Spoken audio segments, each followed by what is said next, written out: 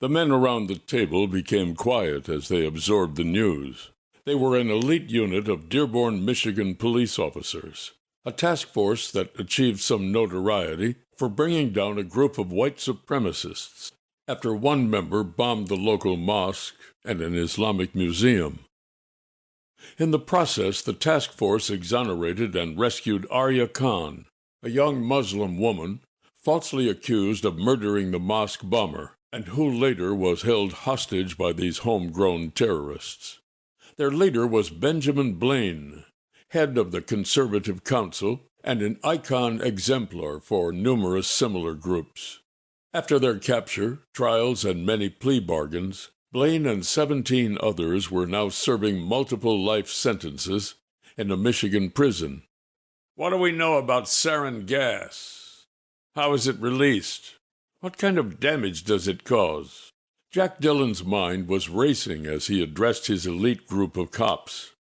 According to my limited internet research, sarin was developed by the Germans in 1938. No surprise there, I guess, Noah remarked. Go on. It has been associated with acts of terror in the past, as you probably know.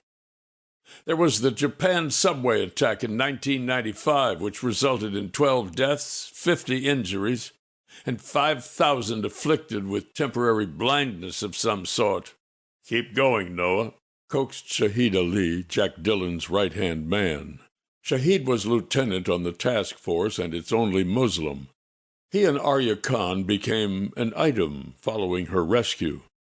Their relationship was the talk of the task force. Shahid refused to provide the level of prurient detail his nosy and obnoxious colleagues were interested in, which caused them to be more curious and more obnoxious. Such was life in the Brotherhood in Blue.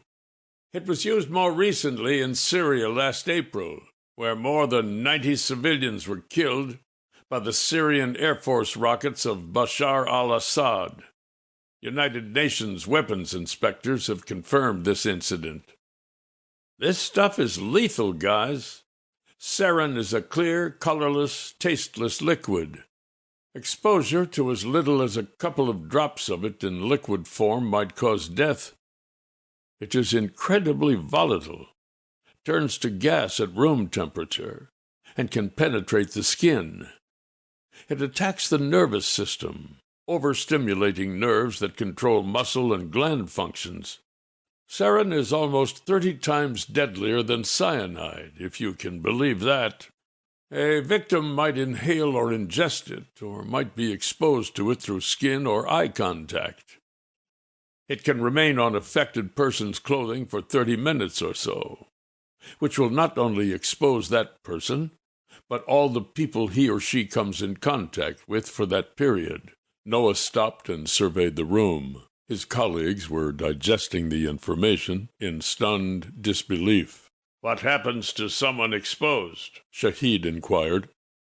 The victim will first experience a runny nose, chest tightness, and eye problems. After those initial symptoms, the person becomes nauseous and begins to drool, as he or she loses muscle control in the mouth and throat.